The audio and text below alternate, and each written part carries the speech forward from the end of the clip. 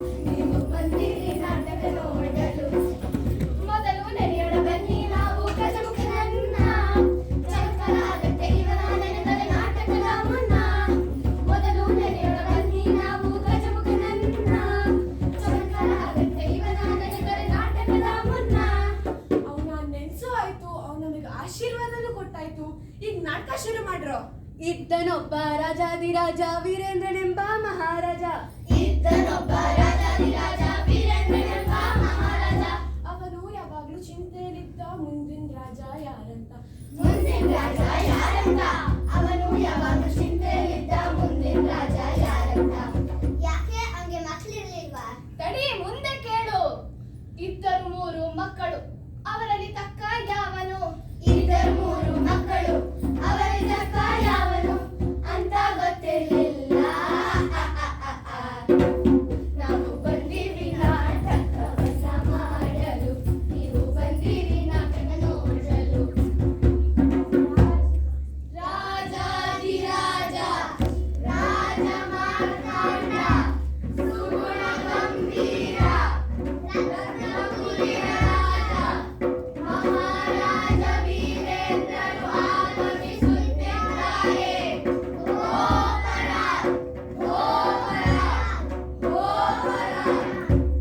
ರಾಜರಿಗೆ ನಮಸ್ಕಾರಗಳು. ರತ್ನಪುರಿಯ ಮುಂದಿನ ಉತ್ತರಾಧಿಕಾರಿ ಯಾರು ಎಂದು ಯೋಚಿಸಿದ್ದೀರೇ?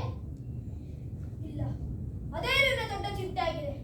ಇದು ನನ್ನನ್ನು ಎಷ್ಟು ಕಾಡುತ್ತಿದೆ ಅಂದರೆ ನಿದ್ರಿಸಲು ಸಹ ಬಿಡುತ್ತಿಲ್ಲ. ಹೌದು, ನಮ್ಮ ರತ್ನಪುರಿಯಲ್ಲಿ ಎಲ್ಲ ಸೌಖ್ಯವೇ? ಅದು ರಾಜರೇ. ಅಯ್ಯೋ ಸ್ವಾಮಿ, ನಮ್ಮ ರಾಜ್ಯಕ್ಕೆ ಬರಗಾಲ ಬಂದಿದೆ. ಕೆರೆಗಳಲ್ಲಿ ನೀರಿಲ್ಲ, ನೀರಿಲ್ಲದೆ ಬೆಳೆ ಇಲ್ಲ, ಬೆಳೆ ಇಲ್ಲದೆ ಊಟ ತಿಂಡಿ ಇಲ್ಲ. ಇಡೀ ಊರೇ ಹಸಿವಿಂದ ಒದ್ದಾಡುತ್ತಿದೆ ಸ್ವಾಮಿ. ಇದು ದೊಡ್ಡ ಸಂಕಟ.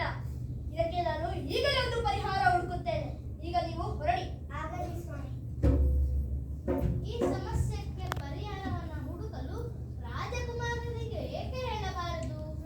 ಇದು ಒಳ್ಳೆ ಉಪಾಯ. ಆದರೆ ನಾನು ಅವರಿಗೆ ಸಿಂಹಾಸನ ದೊರೆಯುತ್ತದೆ ಎಂದು ಹೇಳುವುದಿಲ್ಲ. ಆಗಲಿ ರಾಜರೇ.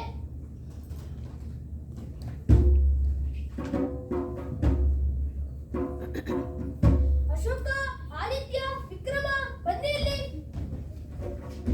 ಹೇಳಿ ಅಪ್ಪಾಜಿ. ನಮ್ಮ ಊರಿಗೆ ತೀವ್ರ ಬರಗಾಲ ಬಂದಿದೆ, ಹಾಗೂ ಇದಕ್ಕೆ ನೀವು ಅತಿ ಶೀಘ್ರ ಒಂದು ಪರಿಹಾರ ಹುಡುಕಬೇಕು. ಆಗಲಿ ಅಪ್ಪಾಜಿ.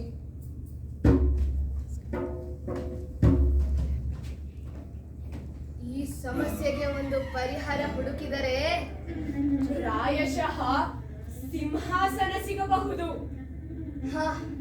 ಅಕ್ಕಪಕ್ಕದ ರಾಜ್ಯಗಳು, ವ್ಯಾಪಾರಿಗಳು. ನಾನು ಏನಾದರೂ ಮಾಡಿ ಜನರನ್ನು ಈ ಸಮಸ್ಯೆಯಿಂದ ತೆಗೆಯಬೇಕು.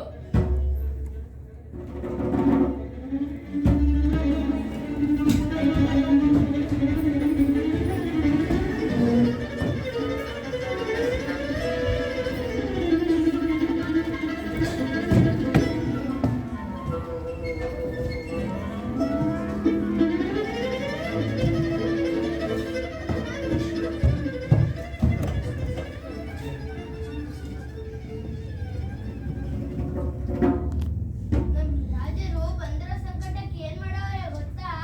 ಏನ್ ಮಾಡವ್ರೆ? ನಮ್ಮೂರಿಗೆ ಬಂದಿರೋ ಸಂಕಟಕ್ಕೆ ನಮ್ಮ ರಾಜ್ಕುಮಾರರಿಗೆ ಪರಿಹಾರ ಹುಡುಕ್ಬೇಕಂತೆ. ಅದರಲ್ಲಿ ಮೊದಲನವನು ಪಕ್ಕದ ದೇಶದಿಂದ ವ್ಯಾಪಾರಿಗರನ್ನು ಕರೆಸ್ನಂತೆ.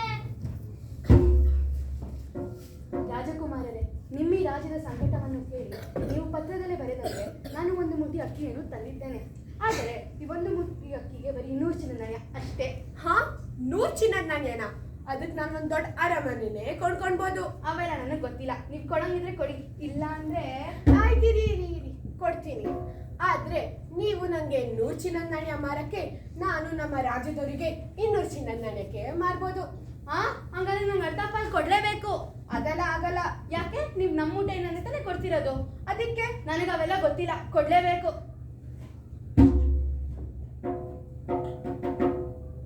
ಆಯ್ತಾಯ್ತು, ಕೊಡ್ತೀನಿ.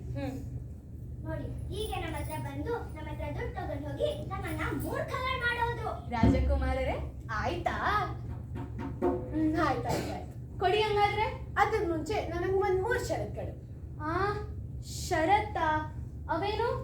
ಮೊದಲನೇದು, ನೀನು ನಮ್ಮ ರಾಜ್ಯದ ಆಸ್ಥಾನದಲ್ಲಿ ನಡೆದಕ್ಕೆ ಅದಕ್ಕೊಂದು 50 ನಾಣ್ಯ ದಂಡ.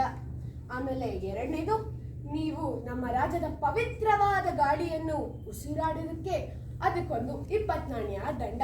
ಆಮೇಲೆ ಮೂರನೇದು, ನನ್ನನ್ನೇ ರಾಜಕುಮಾರನನ್ನೇ ದುಡ್ಡು ಕೇಳ್ತಾರ, ಅದಕ್ಕೊಂದು 25 ನಾಣ್ಯ ದಂಡ. ಆದ್ರೆ ಇದು ನೀನ್ ನೆನ್ನೆ ಹೇಳಿಲ್ಲ. ಅದೆಲ್ಲ ಗೊತ್ತಿಲ್ಲ, ಮಿಕ್ಕಿದಷ್ಟು ತಗೊಳ್ಳಿ, ಇಲ್ಲಾಂದ್ರೆ ಎಲ್ಲ ನಂಗೆ. ಆಯ್ತು, ಸರಿ ಸರಿ ಕೊಡಿ. ಧನ್ಯವಾದ. ಅಯ್ಯೋ, ಹೀಗೆಲ್ಲ ಮಾಡಿದ್ನ ನಂಗೆ ಗೊತ್ತೇ ಇರ್ಲಿಲ್ಲ. ಮತ್ತೆ ಎರಡನೇ ಬಿಡು, ನಮ್ ದೇಶದ ಮಾನ ಮರ್ಯಾದೆ ಚೂರ್ ಮಾಡ್ಬಿಡೋನೆ ಅನ್ಸುತ್ತೆ. ಏ ಪಾಪ, ಹಂಗ್ಯಾಕಂತೀರ? ಪಾಪ ಅಂತೆ ಪಾಪ. ನಮ್ಮೂರಿಗೆ ಅಷ್ಟೇನ್ ಬರಗಾಲ ಬಂದಿಲ್ಲ, ಒಂದ್ ಹೊತ್ತು ಊಟ ಸಿಗದೆ ಇರಷ್ಟು. ಅವನು ಪಕ್ಕದ ದೇಶದಿಂದ ಊಟ ತಿಂಡಿ ಕತ್ಕೊಂಡ್ ಬಂದಂತೆ. ಹೀಗೆಲ್ಲ ಮಾಡಿದ್ನ.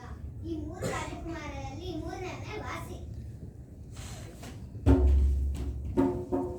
ರಾಜಕುಮಾರರೇ, ಅಯ್ಯೋ ಲಾಂಡೆ, ನಿಮಗೆ ಕೂತ್ಕೊಳ್ಳೋಕೆ ವ್ಯವಸ್ಥೆನೇ ಮಾಡಿಲ್ಲ. ಒಳಗೆ ಬನ್ನಿ. ಇರ್ಲಿ, ನಾನು ಈ ರಾಜ್ಯದ ರಾಜಕುಮಾರನಾಗಿ ನಿಮ್ಮ ಸಮಸ್ಯೆಗೆ ಪರಿಹಾರ ಹುಡುಕುವುದು ನನ್ನ ಕರ್ತವ್ಯ. ಅದಕ್ಕಾಗಿ ನಿಮಗೆ ಏನಾದರೂ ಸಮಸ್ಯೆ ಇದ್ದರೆ ನನ್ನ ಹತ್ತಿರ ಬನ್ನಿ. ಆಗಲಿ ರಾಜಕುಮಾರರೇ. ಹೀಗೆ ನಮ್ಮ ಹತ್ರ ಬಂದು ನನ್ನ ಕಷ್ಟ ಸುಖನೆಲ್ಲ ಕೇಳಿ ಅದಕ್ಕೆ ಉಪಾಯನೂ ಕೊಟ್ಟು ಹೋದ್ರು. ನನ್ನ ಪ್ರಕಾರ 3ನೇ ರಾಜ ಆಗ್ಬೇಕು. ಹೌದೌದು, ನನ್ನ ಪ್ರಕಾರನೂ ಅಷ್ಟೇ. ಈ 3 ರಾಜಕುಮಾರರಲ್ಲಿ 3ನೇ ರಾಜ ಆಗ್ಬೇಕು. ಹೌದು ಹೌದು.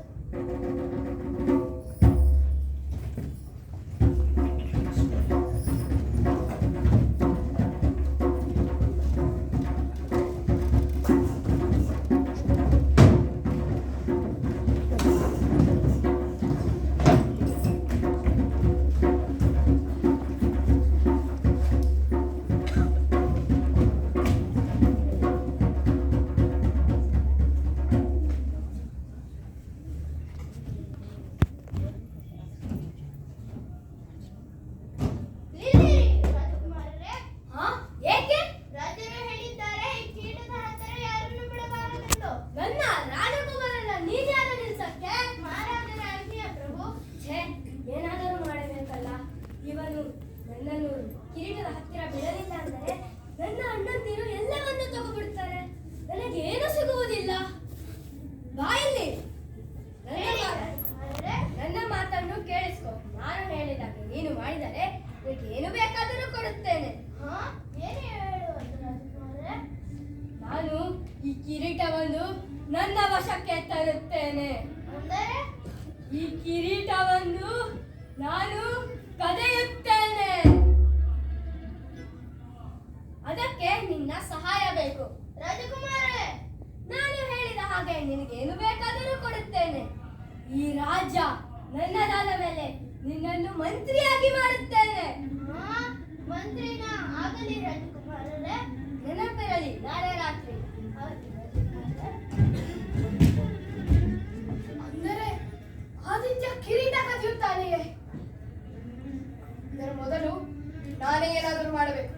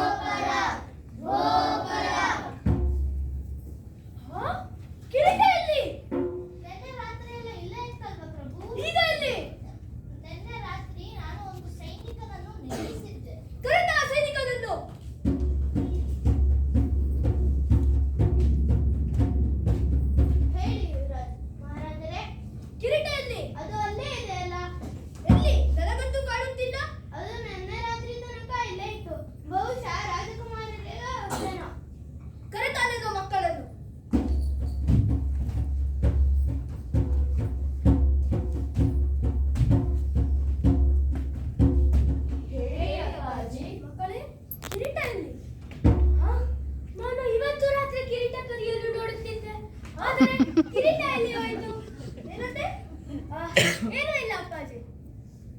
ಏನಾಗಿರಬಹುದು? ಯಾರಾಗಿರಬಹುದು? ಪ್ರಾಯಶಃ ವಿಕ್ರಮನೇ ಕದ್ದಿರಬಹುದು.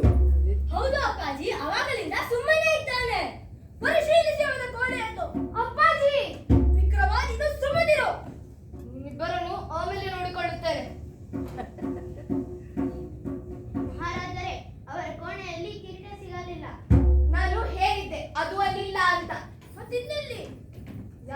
ಇರಬೇಕೋ ಅವರ ಬಳಿ. ಅಲ್ಲಿ ನೋಡಿ.